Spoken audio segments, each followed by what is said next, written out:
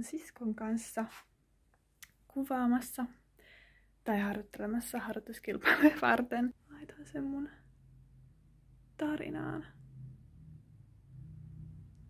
Ei vielä jännitä, mutta kyllä mä luulen, että huomenna aamulla tulee semmonen fiilis, että nyt haluaa tehdä parhaansa ja kyllä se hyvin menee. Kyllä mun on tosi luottavainen olo. Ja mä aloin enemmänkin vaan stressaamaan siitä, että mitä mä laitan päälle tai mitä mä pakkaan mukaan. Nytten illan mä varmaan pakkaan, eli laitan bikinit kassiin. Also, tää on pakko näyttää. Bikinit, treenikassi. Ja tää on todellisuus. No muuten ihan siistiä. Kaikki on paikallaan. Mut toi on vähän niinku toi mun huone tälleen käypässä. Ja se näyttää tuolta. En tiedä mistä aloittaa. Näin hyvin nää toimii tälleen. 2 kuukautta ennen ekoja kisoja. Joutuu miettimään, että mitä miettis. Mä pakkaan mun laukun. Mä siivoon ton läävän. Tai ainakin ne vaatteet. Ne meikit mä jätän tähän pöydälle. Sitten mä teen ruuan. Huomenna aamulla onkin herätys aikaisin, koska mä kuitenkin haluan vähän meikata. Sillä kivasti. Se on kiva meikki. Teen kivan meikin. Mä haluan tehdä rauhallisen aamun. Helsinkiin kuitenkin ajaa sinne 45 minuuttia tunti. 9 pitää viimeistellä paikalla. Mä kuitenkin haluan olla siellä aikaisemmin paikalla. En tiedä syytä miksi, mutta kuitenkin mä oon aina ajoissa.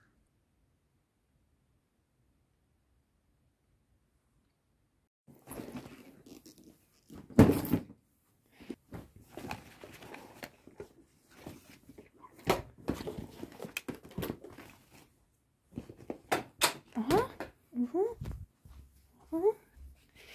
Riau. Tämän kauden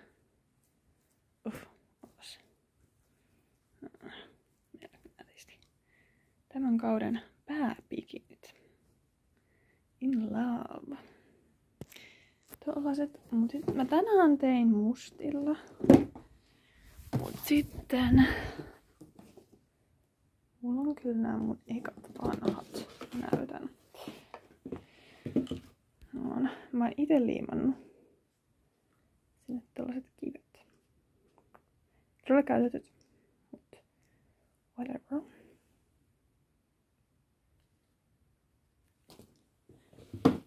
Tai mustat oli kyllä tosi nätit.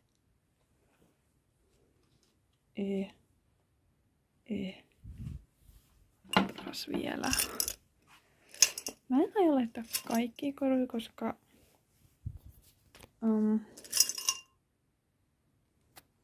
joo, mä en halua, että on liikaa. Mä en laita korviksi, mutta voi sitä laittaa käteen. Sinisiä pikineitä. Olisiko tämmöstä ihan vaan perus?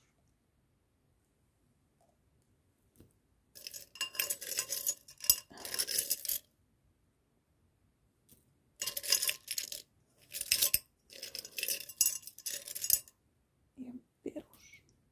Vai tää? Tää ei oo sama punainen. Tee se sieltä näin. Vai vaan näin. En näe enää. Joo, no niin.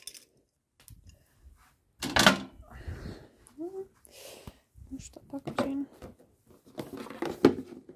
Sinne vaan. Noin. Eli laitan noin glitterkengät. Mä otan noin mukaan.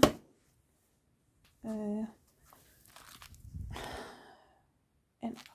Mä otan nää mukaan. Laturinkin mä otan mukaan, mutta mä tarvitsen vielä ladatakseni puhelinta. Hirveä sotku sain aikaiseksi. Mä löysin meidän tiimipaidan. Jee. Hirveetä. Noin. Tiimi.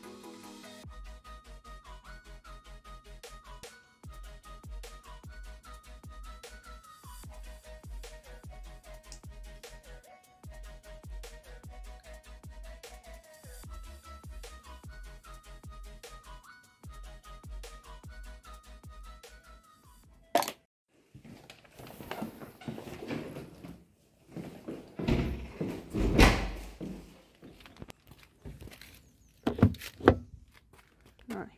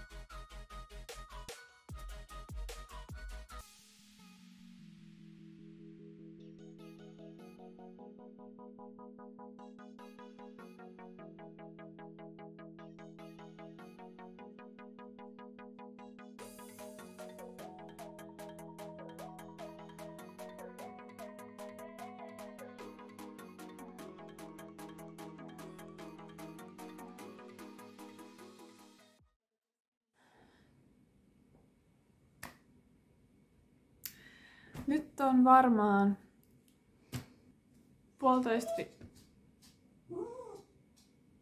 Tuuko sekin video? 1,5 viikkoa about harjoituskilpailuista. Palaute oli mun mielestä loistavaa. Se oli erilaista kuin on ollut ennen. Mä oon ollut harjoituskilpailuissa, fitnessverkoston ja SFUn harjoituskilpailuissa ehkä yhteensä 4 kertaa. Ehkä. About. Olin tosi tyytyväinen palautteeseen. Mistä mä tosi paljon tykkäsin, että mä sain siitä palautetta, että se voisi olla enemmän diivameininkiä ja asennetta vaan mukaan, että miten tää meni linnanneidosta prinsessaksi ja mä upgradeasin sen, että mä menen linnanneidosta kuningattareksi. Ja hymyilyä. Se on mulle tosi vaikeeta lavalla. Semmonen isompi, luonnollisempi diiva hymy. Sen kun sais, niin sitten olisi niin kuin loistavaa. Ja sitten enemmän semmoista esiintymistä ja itsensä kantamista. Vähän semmoista sen tyyppistä palautetta mä sain. Mä olin tosi tyytyväinen siihen, koska se oli varmaan just se, mikä sitten on niinku semmonen viimeinen viilaus mun esiintymiseen ja poseeraukseen. Ja se oli varmasti just se, mikä multa puuttuikin. Ja onneksi joku sen sanoi. Ja onneksi tämän takia harjoituskelpoisuus käydään. Ne antaa palautetta, missä voisi parantaa ja mikä meni hyvin. Mä sain hyvää palautetta just poseerauksista. Todella hyvällä mielin menossa kisoja kohti. Me just varattiin matkat ja yöpymiset Viroon ja Ruotsiin. Eli Lahden Nordic Fitness Expo kilpailun jälkeen menee noin 2 viikkoa, niin on Virossa kilpailut. Sinne osallistun ja sitten viikko sen jälkeen on Ruotsin PM-kilpailut, jonne olen myös menossa. Innolla odotan. Lokakuusta tulee aivan mahtava, siis lokakuusta nämä kaikki kilpailut. Ja myöskin sitten Nordic Fitness Exposta selviää, että pääsenkö mä MM-kisoihin. Vähän jännittävää, mutta sinne me ollaan menossa. Ja mä teen mun parhaani ja mä yritän saada Diva Queenin esiin ennen lokakuuta. Niin kyllä siitä hyvä tulee. Siinä oli mun harjoituskilpailun palautteet. Jäi tosi hyvä fiilis. Mä rakastan lavalla olemista. Mä oon jotenkin tosi pienestä asti esiintynyt, kilpaillut. Niin se on jotenkin tosi luonnollista. Ja se on semmoista fiilistä ei vaan saa mistään muualta kuin kilpailemalla. Joku joskus kysyi multa, että milloin sun riittää? Onko sun pakko mennä koko ajan kilpailuihin? Ja joka paikkaan koko ajan mä sanoin, no on. Mun on pakko. Ei sitä fiilistä, mikä sieltä tulee, niin sitä ei saa mistään muualta. Pakko. Se on mun intohimo.